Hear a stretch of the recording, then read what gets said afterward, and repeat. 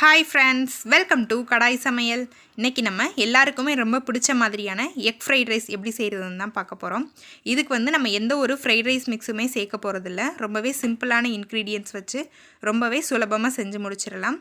அது எப்படி செய்கிறதுன்னு பார்க்குறதுக்கு முன்னாடி நம்ம சேனலை இது வரைக்கும் சப்ஸ்கிரைப் பண்ணாதவங்க சப்ஸ்கிரைப் பண்ணிக்கோங்க. அண்ட் கூடவே உள்ள பெல் சிம்பிளையும் கிளிக் பண்ணிக்கோங்க.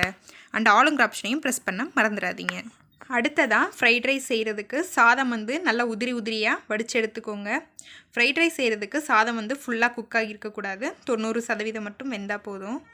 அடுத்ததாக கேரட், நீல நீளமாக கட் பண்ண முட்டைக்கோஸ், கூடவே சின்ன சின்னதாக கட் பண்ண பீன்ஸ், இந்த டிஷ்ஷுக்கு தேவையான அளவு உப்பு, ஒரு பெரிய வெங்காயம், சோயா சாஸ், 3 முட்டை, கூடவே மிளகுத்தூள். இவ்வளோ தான் இதுக்கு தேவையான பொருள். ஃபஸ்ட்டு நம்ம ஃப்ரைட் ரைஸ் செய்கிறதுக்கு எக்கு ஸ்க்ராம்பிள் பண்ணி எடுத்துடலாம்.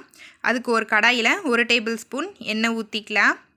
எண்ணெய் ஊற்றிட்டு நம்ம உடச்சி வச்சுருக்க 3 முட்டையை இது கூட ஆட் பண்ணிடலாம்.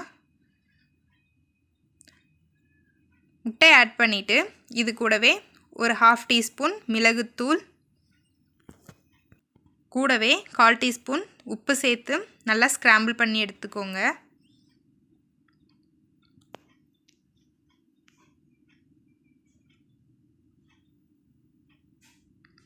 அவ்வளோதான், முட்டை ஸ்க்ராம்பிள் பண்ணி எடுத்தாச்சு. இதை தனியாக ஒரு பிளேட்டில் மாற்றி வச்சிடலாம்.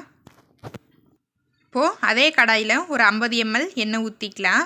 ஃப்ரைட் ரைஸ் செய்கிறதுக்கு எண்ணெய் கொஞ்சம் அதிகமாக தான் தேவைப்படும். எண்ணெய் சூடானதுக்கப்புறமா நம்ம கட் பண்ணி வச்சுருக்க ஒரு பெரிய வெங்காயத்தை ஆட் பண்ணிடலாம். வெங்காயத்தை சேர்த்து லைட்டாக கலர் சேஞ்ச் ஆகிற வரைக்கும் வதக்கி விட்டுக்கோங்க. வெங்காயம் லைட்டாக கலர் சேஞ்ச் ஆகி வந்ததுக்கப்புறமா நம்ம கட் பண்ணி வச்சுருக்க வெஜிடபிள்ஸை கூட ஆட் பண்ணிடலாம். இன்றைக்கி நான் பீன்ஸ், கேரட், முட்டைக்கோஸ் இது 3 தான் எடுத்திருக்கேன். உங்களுக்கு கேப்சிகம் கிடச்சிச்சின்னா அது கூட சேர்த்துக்கலாம், ரொம்ப நல்லாயிருக்கும். இப்போ வெஜிடபிள்ஸ் சேர்த்ததுக்கப்புறமா நல்லா ஒரு தடவை கிளறி விட்டுருங்க. ஒரு தடவை நல்லா கிளறி விட்டு இந்த காய்க்கு தேவையான அளவு உப்பு போட்டுக்கலாம். உப்பு போட்டு நல்லா வதக்கி விடுங்க. இது எண்ணெயிலேயே ஒரு 2 நிமிஷத்துக்கு வேகணும். ஃப்ரைட் ரைஸ்க்கு காய் ஃபுல்லாக குக் ஆகக்கூடாது, ஒரு 75% மட்டும் வெந்தால் போதும்.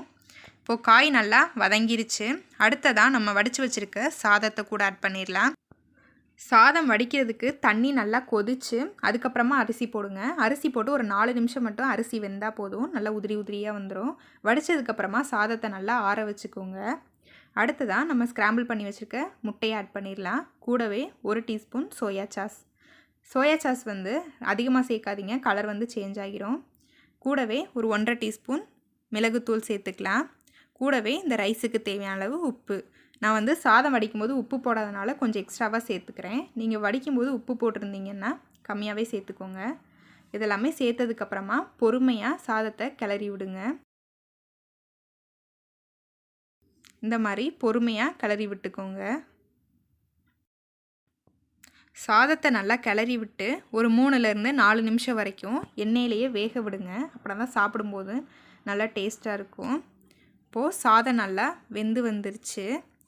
ரொம்பவே சூப்பராக ரெஸ்டாரண்ட்டில் செய்யக்கூடிய அதே டேஸ்ட்டில் எக் ஃப்ரைட் ரைஸ் ரெடி ஆகிடுச்சு. கண்டிப்பாக ட்ரை பண்ணி பாருங்கள். இந்த வீடியோ பிடிச்சிருந்தால் லைக் பண்ணுங்கள், ஷேர் பண்ணுங்கள். மறந்துடாமல் கடாய் சமையலை சப்ஸ்கிரைப் பண்ணிக்கோங்க. அப்புறம் தான் நான் ஒவ்வொரு தடவை வீடியோஸ் அப்லோட் பண்ணும்போதும் உங்களுக்கு நோட்டிஃபிகேஷனாக வரும். நீங்களும் வீடியோ மிஸ் பண்ணாமல் தொடர்ந்து பார்த்துட்டே இருக்கலாம். தேங்க்யூ ஃபார் வாட்சிங்.